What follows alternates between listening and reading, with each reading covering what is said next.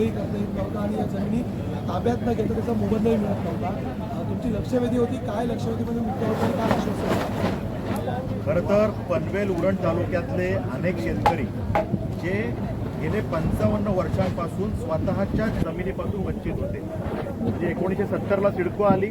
सिडकोनी त्यांच्या जमिनीवर शिक्के मारले की आम्ही तुमच्या जमीन अधिग्रहित करणार आहोत. पण आजपर्यंत 55 वर्षात त्यांनी जमीन अधिग्रहित केली ना त्या शेतकऱ्यांना त्या जागेचा मोबदला दिला. आणि जर का कुठली परवानगी मागायला शेतकरी गेला की माझ्याच जागेवर मी बांधकाम करू का, माझ्याच जागेवरती मी कसण्यासाठी मी जागा माझी वापरू का, माझ्या जागेचा कुठल्या उद्योगासाठी मी उपयोग करू का, तर सिडको त्याच्यामध्ये नकारात्मक भूमिका घेत होती. सांगत होती जागा आम्ही अधिग्रहित करणार आहोत. कधीपर्यंत करणार आहोत ह्याला काही उत्तर नव्हतं. आणि म्हणून या विषयाची आज लक्षवेधी विधान परिषदेमध्ये मी मांडली आणि त्यामध्ये खरं तर शेतकऱ्यांच्या भावना मांडण्याचा मी प्रयत्न केला.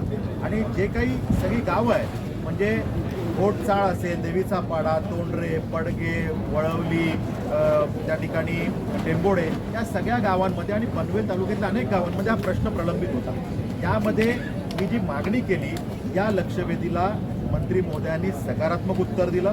हे मला या ठिकाणी आनंद होतो सांगताना की एकूण 450 हेक्टर म्हणजे 1100 एकरपेक्षा जास्त जागा ही सरकारने डिनोटिफाईड करण्याचं आश्वासन या ठिकाणी दिलेलं आहे. म्हणजे शेतकऱ्यांच्या त्या सातबारावरचे चिक्के आता त्या ठिकाणी सरकार परत घेईल आणि ज्या जागा उरतील म्हणजे सिडकोला ज्या जागा भविष्यात लागणार आहेत त्या जागा सुद्धा योग्य मोबदला देऊन त्या ठिकाणी त्या जागा अधिग्रहित केल्या जातील. त्याचाही मार्ग आता मोकळा झालेला आहे. त्यामुळे शेतकऱ्यांना खरं तर दिलासा देणारा हा निर्णय आहे.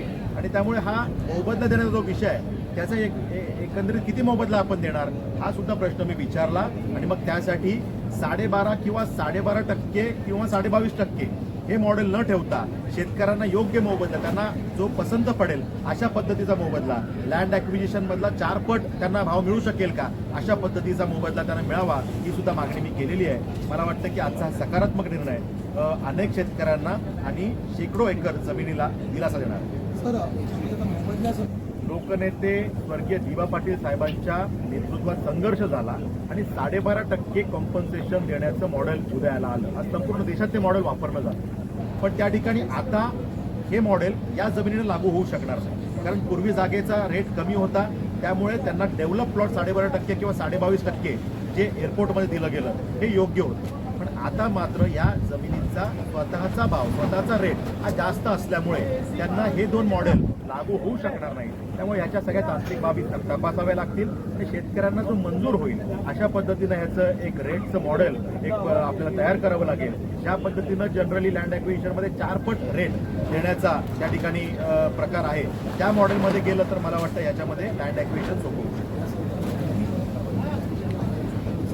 पहिला जो विषय आहे की 450 हेक्टर म्हणजे 1100 एकरपेक्षा जास्त जमीन डिनोटिफाईड करण्याचा निर्णय झाला, हा सकारात्मक निर्णय झाला.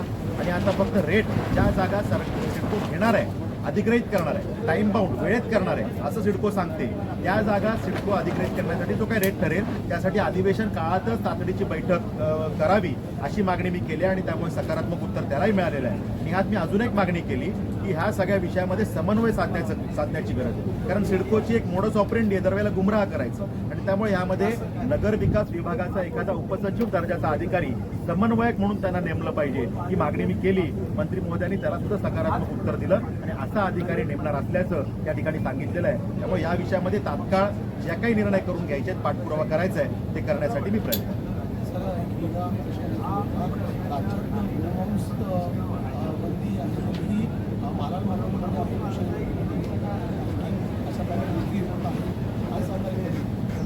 खरं तर हे दुर्दैवी आहे की एका बाजूला गोमांस बंदी असणं आणि खरं तर गोवंश याला आपण कुठंतरी एक आईचं रूप, त्या दैवत असलेलं रूप आपण मानतो.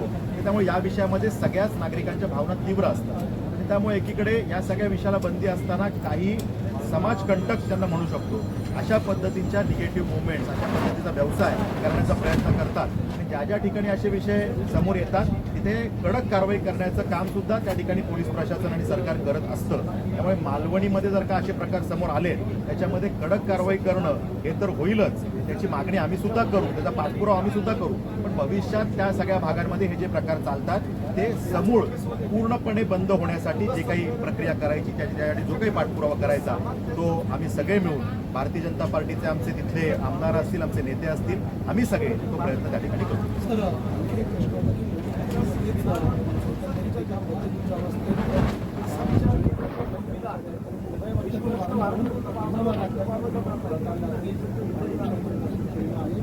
काय करणार मुंबईमध्ये सातत्याने डान्सबाग केलं आता या पाकिस्तानच्या भूमिकेत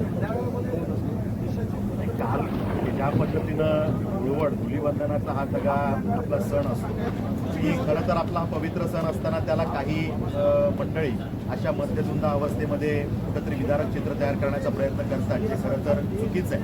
त्यामुळे असा प्रकार जो घडला तो तर खरं निषेधार्ह आहे आणि पोलीस प्रशासन खूप चांगल्या पद्धतीने या सगळ्या विषयात काम करत आहे. पण जर का कुठे नजर चुकीने अशी घटना घडली असेल आणि त्या एखाद्या व्यक्तीने असं जर का चुकीचं काही केलं असेल त्याच्यावरती कारवाई त्या विषयात झालेलीच आहे. पण पुढे हे प्रकार न होण्यासाठी जे काही पाठपुरावा आहेत करायचे. शेतकऱ्याचा विषय घेतला, पण शेतकऱ्यांना आता या बजेटमध्ये येणाऱ्या बजेटमध्ये काय मिळणार आहे याची अपेक्षा शेतकऱ्यांना सुद्धा लागलेली आहे. आपण काय सांगा? शेतकऱ्यांच्या कल्याणासाठी सातत्याने काम करणारं सरकार राज्यामध्ये आहे. त्यामुळे आपण बघितलं की या पूर्वीचं बजेट असेल किंवा आता पुरवणी मागण्यांमध्ये ज्या पद्धतीनं आमच्या सगळ्याच सदस्यांनी ज्या मागण्या केल्या की यामध्ये शेतकऱ्यांना सर्वसमावेशक फायदे कसे मिळतील यासाठीचा प्रयत्न आम्ही सगळेच करतो. त्यामुळे मला खात्री आहे की हे बजेट शेतकऱ्यांना दिलासा देणारं असेल, त्यांच्या मागे ताकदीनं उभं राहणारं असेल. यापूर्वी आपण जेव्हा बघितलं की शेतकऱ्यांना ताकद देणारं हे सरकार कायम राहिलेलं आहे. त्यामुळे देवाभाऊंचं सरकार हे कायम प्रो शेतकरी, शेतकऱ्यांना त्या ठिकाणी मदत करणार राहणार आहे. त्यामुळे त्याचंच रिफ्लेक्शन, त्याचं प्रतिबिंब या बजेट. एकीकडे सोयाबीनला भाव नाही आणि दुसरीकडे कापसाला सुद्धा भाव नाही. आपण म्हणता की दिलासा देणारा हा बजेट असू शकतं, तर त्यांना दिलासा कसा मिळणार? नाही, बजेटमध्ये शेतकऱ्यांना दिलासा देणारे अनेक विषय आहेत, त्याचे वेगवेगळे आयाम. त्यामुळे त्या पद्धतीनं सगळ्याच विषयामध्ये शेतकऱ्यांना कशा पद्धतीनं आपल्याला ताकद देता येईल हा प्रयत्न यापूर्वी सुद्धा सरकारने केलेला आहे. अनेक गोष्टींच्या अडचणी असतात, त्यावर मात करत आपल्याला पुढे जावं लागतं. त्यामुळे एकंदरीत कार्यपद्धतीमध्ये आपण सरकारमध्ये बघितलं असेल तर प्राथमिकता कायम शेतकऱ्यालाच दिली गेलेली आहे. त्यामुळे या बजेटमध्ये सुद्धा आपल्याला शेतकऱ्यांसाठी सकारात्मक आणि शेतकऱ्यांच्या चेहऱ्यावर हास्य फुलवणारे निर्णय झालेले दिसतात. एक सेन्सिटिव्ह विषय आहे आणि खूप गेल्या कालावधीपासून हा विषय सुरू आहे. पण या सरकारमध्ये या विषयाला प्राथमिकता देऊन काम करण्याचा प्रयत्न होतो. हा जो विषय समोर आलेला हा खरं तर दुर्दैवी आहे. त्यामुळे या विषयामध्ये नीट ह्याची माहिती घेऊन हे पूर्णपणे थांबण्यासाठी काही करावं लागेल ते आम्ही या विषयात करणार आहोत. सरकार म्हणून त्याच्यावरती जी घटना घडली त्याच्यावरती कठोर कारवाई झालेलीच आहे, पण हे पूर्णपणे थांबलं पाहिजे. शेवटी हे जर का अशा काही महिला किंवा लहान बालकं जर का गायब होणार असतील आणि जर का नंतर ते उघडकीस येणार असेल की हे कुठेतरी परदेशात विकले गेले, हे जर का असेल तर हे याच्यावरती कठोर शासन आणि समोरच्याला भीती वाटेल, हे करताना 10 वेळेला त्याला विचार करावा लागेल, भीती वाटेल, मनात पुरा धडकी भरेल, अशा प्रकारचे निर्णय ह्याच्यावर करावे लागतील. त्यासाठीचा पाठपुरावा